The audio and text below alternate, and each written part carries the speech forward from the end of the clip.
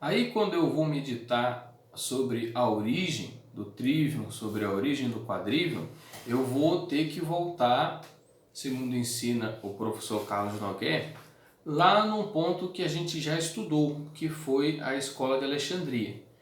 Então a gente lembra que lá no período do catecumenato, quando os cristãos começaram a converter os pagãos e começaram a entrar em diálogo com eles, existia essa preocupação de que a gente fosse capaz de mostrar as razões da nossa fé para os pagãos de uma maneira que eles nos entendessem.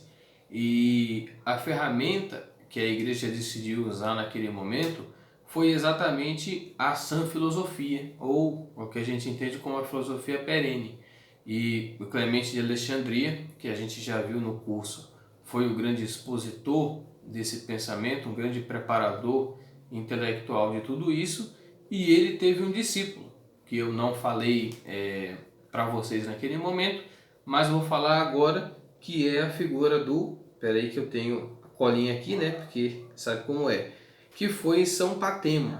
São Patemo, que foi discípulo de Clemente de Alexandria, tinha um programa pedagógico que ele chamava de as 7 disciplinas encíclicas.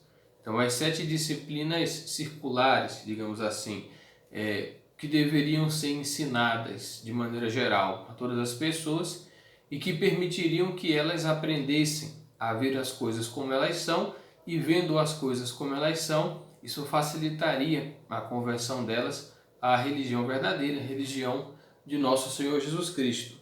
E o primeiro ciclo das 7 disciplinas encíclicas, os primórdios ali daquela maneira de pensar, são muito parecidos com o que a gente tem no Trivium e muito parecidos com o que a gente tem, inclusive, na educação escolarizada nos seus primórdios.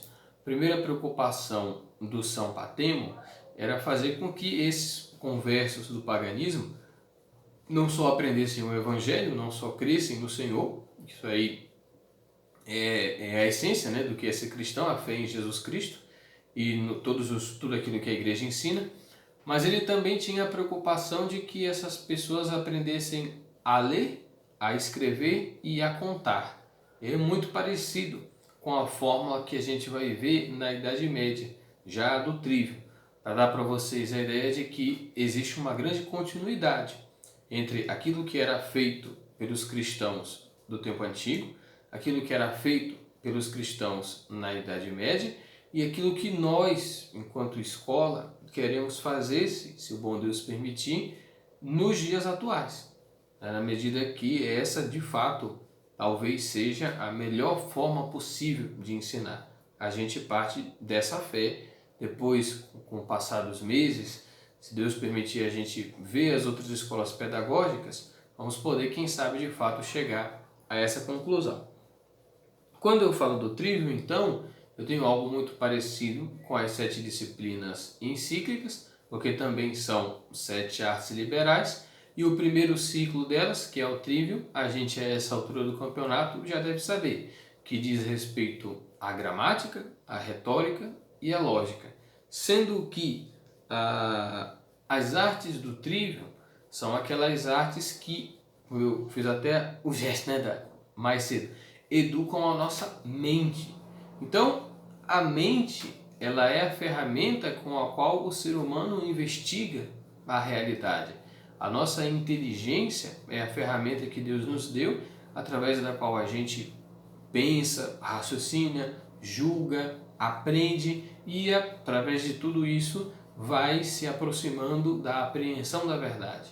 Então, como nós somos animais, a gente tem um corpo físico e a nossa inteligência, enquanto a gente está vivo, ela opera por meio desse corpo físico e desse conjunto de capacidades mentais que é a mente mesmo. Não tem como eu exercer corretamente a minha inteligência se ela não tiver, em primeiro lugar, bem exercitada. Se eu estou com a minha inteligência deficiente ou com a minha inteligência enfraquecida, não vou conseguir descobrir a verdade, vou acabar me frustrando, vou acabar caindo no erro, na heresia, vou levar outras pessoas ao erro comigo e vou acabar fatalmente me perdendo. Então, a primeira preocupação do educador do Trivium é fortalecer a mente do seu aluno, e aí é o alicerce, né? Se isso não for feito, o resto tudo vai para o saco, para que ele seja capaz de depois olhar para o mundo e encontrar a verdade. Ok, já falamos bastante disso, né? Vocês já estão carecas de saber, mas as três artes do Trivium, então, gramática, retórica e lógica, são aquelas que a gente vai usar em todas as outras etapas da nossa vida intelectual. A lógica, que é a arte do bem pensar, a gramática, que é a arte de conjugar os símbolos para expressar o meu pensamento, e a retórica, que é a capacidade de comunicar aquilo que eu pensei para as outras pessoas.